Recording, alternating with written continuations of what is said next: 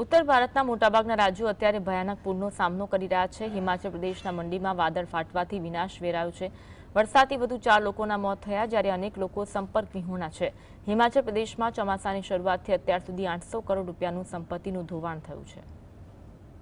હિમાચલ પ્રદેશમાં ભારે વરસાદે વિનાશ વેર્યો છે। સમગ્ર હિમાચલ પ્રદેશમાં છેલ્લા 48 કલાકથી વરસાદ ચાલુ છે। મંડી જિલ્લામાં વાદળ ફાટવાની ઘટનાને કારણે ભારે વિનાશ સર્જાયો છે। મંડીના કારસોગ અને ધરમપુરમાં વાદળ ફાટવાથી 4 લોકોના મોત થયા, જ્યારે 16 લોકો ગુમ છે। ઘણા લોકોને સુરક્ષિત બહાર કાઢવામાં આવ્યા છે, પરંતુ હજુ પણ ઘણા લોકો ગુમ હોવાનું જણાઈ રહ્યું છે। મોટી સંખ્યામાં રસ્તાઓ અને પુલ ધોવાયા છે। હિમાચલમાં ભારે વરસાદ બાદ લોકોના ઘરોમાં પાણી ભરાયા છે।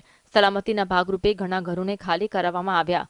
કુકલામાં સ્થિતિ એટલી હદે ખરાબ છે કે ઘરની જગ્યાએ ફક્ત કાટમાળ દેખાઈ રહ્યું છે। રાજ્યના ઘણા જિલ્લાઓમાં શાળાઓ બંધ છે। બાગેશ્વર જિલ્લામાં સરયુ નદીમાં ઘોડાપૂર આવ્યું છે। ઉત્તરકાશીમાં સિલાઈ બંધ પાસે વાદળ ફાટવાની ઘટનામાં ગુમ થયેલા લોકો માટે બચાવ કામગીરી ત્રીજા દિવસે પણ ચાલુ છે। ધરમપુરમાં વાદળ ફાટ્યું ત્યારે 6 ઘર પૂરના પાણીમાં સમાઈ ગયા, જ્યારે 8 ગૌશાળા પણ સંપૂર્ણપણે નષ્ટ થઈ ગઈ।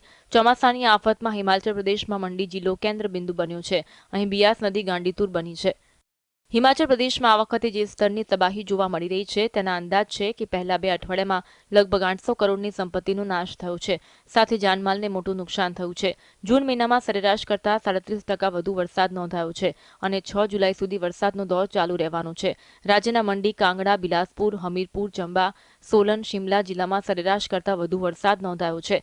હજુ પણ ભારે વરસાદની શક્યતા વ્યક્ત કરાઈ છે। ઉના, બિલાસપુર, હમીરપુર અને કુલ્લુ જિલ્લામાં વરસાદનું રેડ એલર્ટ જાહેર કરાયું છે। હવે જો વરસાદ પડશે તો સ્થિતિ વધુ ભયાનક બનશે, જેથી સ્થાનિકો અને વહીવટીતંત્રની ચિંતા વધી છે। Bureau report, GSTV।